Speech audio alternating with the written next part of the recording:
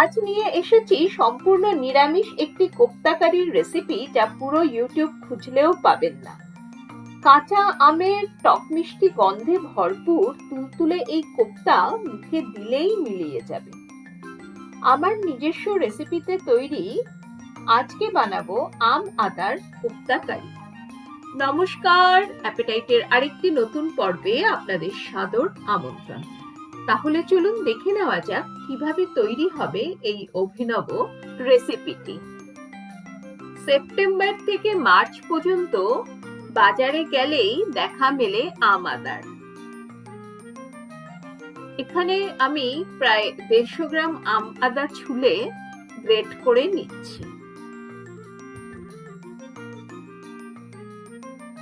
বাড়িতে নানা ধরনের কোপ্তা তো আমরা বানিয়েই থাকি। খুব সামান্য এই আম আদা দিয়ে যে এত অভিনব আর এত সুস্বাদু কোপ্তা তৈরি হতে পারে, না বানালে আপনি বুঝতেই পারবেন না। নিয়ে নিয়েছি গ্রেট করে নেওয়া আম আদা আর 3টে সেদ্ধ আলু। এবার চলুন কোপ্তা তৈরি করে ফেলা যাক। বড় একটি থালা নিয়ে তাতে গ্রেট করা আম আদা আর সেদ্ধ করা আলুটাকে চটকে নিয়ে নিচ্ছি। চাইলে এখানে আপনি ম্যাশারের ব্যবহার করতে পারেন, তবে আমি হাত দিয়েই আলুটাকে ভালোভাবে চটকে নিয়েছি। এবারে এক এক করে সাধারণ ঘরোয়া মশলা মেশাবো। দিয়ে দিলাম স্বাদ অনুযায়ী লবণ, খুব সামান্য হাফ চামচের মতো বিট লবণ, হাফ চামচ লাল কাশ্মীরি লঙ্কা গুঁড়ো, সঙ্গে হাফ চামচ গরম মশলা গুঁড়ো। দিয়ে দিলাম খুব সামান্য চিনি, 1 মুঠ ধুয়ে কুচিয়ে নেওয়া ধনেপাতা আর 2টো কুচিয়ে নেওয়া কাঁচা লঙ্কা। আর দিয়ে দেব 1 চামচ ঘি। এতে কিন্তু স্বাদটা ভীষণ ভালো হবে কোপ্তার। এবারে কোপ্তাগুলোতে বাইন্ডিং এর জন্য দিয়ে দিলাম 3 চামচ কর্নফ্লাওয়ার। আপনি চাইলে এখানে বেসন বা ময়দাও মেশাতে পারেন। খুব ভালোভাবে এবারে মেখে নিতে হবে। যদি আলুর দেখেন যে একটু বড় দানা রয়েছে, সেগুলোকে কিন্তু ভালোভাবে মেখে একদম নরম মিহি করে নেবেন। হাতটা ধুয়ে এসে তাতে অল্প কিছুটা তেল মেখে নিলাম আর তৈরি করে রাখা কোপ্তার মণ্ডটা থেকে ছোট ছোট লেচি কেটে নিচ্ছি। এবার কোপ্তাগুলো গড়ে নেব। আমি এখানে গোল শেপেই কোপ্তাগুলো গড়ছি। আপনি আপনার পছন্দ মতো কোপ্তাতে শেপ দিতে পারেন। কোপ্তাগুলোর মাঝে অল্প একটু হালকা গর্ত মতো করে তাতে দিয়ে দিলাম 2টো করে কিশমিশ। এতে স্বাদও ভালো হবে আর খাওয়ার সময় মুখে কিশমিশ পড়লে খেতেও ভালো লাগবে। আপনি চাইলে কোপ্তার মধ্যে কিশমিশের পরিবর্তে কাজুও ব্যবহার করতে পারেন।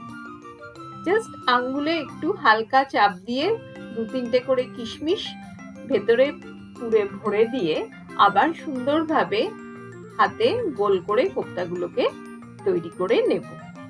সম্পূর্ণ নিরামিষ এই কোপ্তা কারি যে কোনো নিরামিষ দিনের জন্য যেমন আদর্শ, ঠিক তেমনি পুজো পার্বণে ভোগেও কিন্তু সহজেই ঠাকুরকে উৎসর্গ করা যেতে পারে।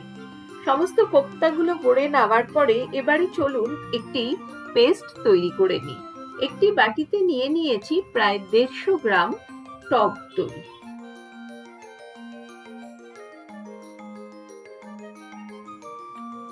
একটি ব্লেন্ডিং জার নিয়ে তাতে 150 গ্রাম টক দই ঢেলে নেওয়ার পরে মিশিয়ে দিলাম প্রায় 8 থেকে 10টা গোটা কাজু আর দিয়ে দেব 5টা কাঁচা লঙ্কা।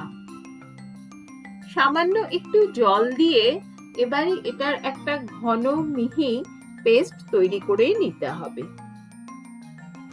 অপরদিকে গ্যাসে একটা কড়াই বসিয়ে তাতে বেশ কিছুটা সাদা তেল গরম হতে দিয়েছি। তেল যখন ভালোভাবে গরম হয়ে আসবে, তখন গ্যাসের ফ্লেমটা লোতে করে কোপ্তাগুলো গরম তেলে ছেড়ে দেব। কোপ্তাগুলোকে কিন্তু লো টু মিডিয়াম ফ্লেমে উল্টে পাল্টে ভালোভাবে ভেজে নিতে হবে, হালকা রং ধরা পর্যন্ত। এটা হালকা হাতে করতে হবে, কারণ কোপ্তাগুলো কিন্তু ভীষণই নরম। ফার্স্ট ব্যাচের কোপ্তা আমার ভাজা হয়ে গেল।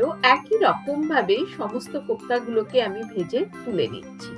এরপর কড়াইতে বাকি যে তেলটা পড়ে রইল তাতে দিয়ে দিলাম 1 চামচ গাওয়া ঘি।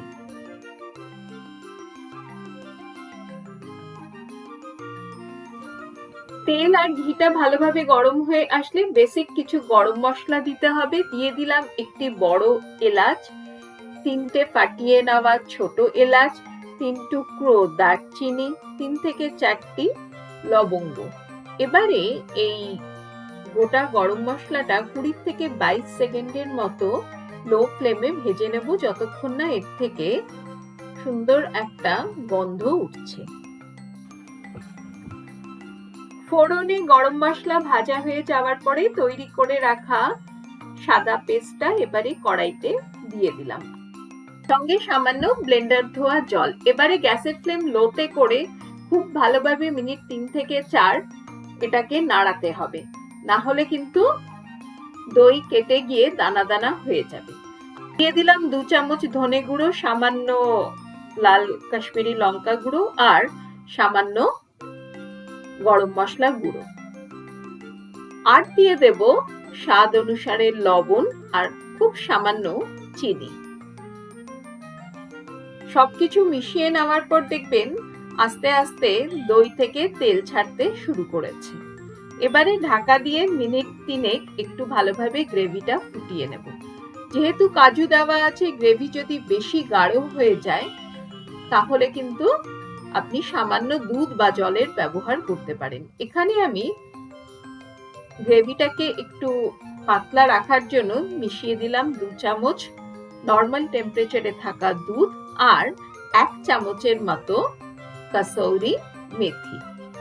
সমস্ত কিছু খুব ভালোভাবে মিশিয়ে নিয়ে আর মিনিট খানেক একটু ফোটালেই দেখবেন গ্রেভিতে একটা ঘন ক্রিমি টেক্সচার এসে গেছে। এবারে গ্যাসের ফ্লেমটা বন্ধ করে প্লেটে কোপ্তাগুলোকে সাজিয়ে নিতে হবে। সবচেয়ে ইম্পর্টেন্ট টিপস, এটা আপনারা হয়তো রেস্টুরেন্টেও খেয়াল করে দেখেছেন, কোপ্তাগুলো দেওয়ার পরে কিন্তু গ্রেভি ওপর থেকে ঢেলে দেওয়া হয়। কোপ্তা কিন্তু গ্রেভিতে দিয়ে কখনোই ফোটাতে যাবেন না, তাহলে কোপ্তা ভেঙে গিয়ে একেবারে গ্রেভির সঙ্গে মিশে যাবে। যে কোনো ধরনের রাইস, পোলাও, পরোটা বা রুটির সঙ্গে চমৎকার সুস্বাদু এই আমাদার কোফতা কারি আপনি সার্ভ করতে পারেন। সবশেষ দিয়ে দিতে হবে একটা তড়কা। তড়কা প্যানে সামান্য তেলের মধ্যে 1 চামচ লাল কাশ্মীরি লঙ্কা গুঁড়ো মিশিয়ে নিলাম। এবার এটা কোপ্তাগুলোর ওপরে ছড়িয়ে দেব, আর দিয়ে দেব বেশ কিছুটা ফ্রেশ ক্রিম। ফ্রেশ ক্রিম যদি হাতের কাছে না থাকে, আপনি দুধের সরটাকে ভালো করে মিশিয়ে সেটাও কিন্তু ওপরে ছড়িয়ে দিতে পারেন। আর দিয়ে দিলাম সামান্য গুঁড়ো করে রাখা কাসৌরি মেথি। ব্যাস, তাহলেই তৈরি আমাদের আদার কোপ্তা কারি। একদম নতুন আর অভিনব এই রান্নাটি যদি আপনাদের ভালো লেগে থাকে তাহলে একটি লাইক দিয়ে অনেক অনেক শেয়ার করবেন। নতুন ভিউয়ার্সদের কাছে রিকোয়েস্ট রইল চ্যানেলটিকে সাবস্ক্রাইব করে আমার পাশে থাকার। আর আপনাদের কাছে অনুরোধ রইল অ্যাপেটাইটের ফেসবুক পেজটিকে ফলো করার। আজ তাহলে এ পর্যন্তই। ভালো রাঁধুন, ভালোবেসে রাঁধুন। ধন্যবাদ।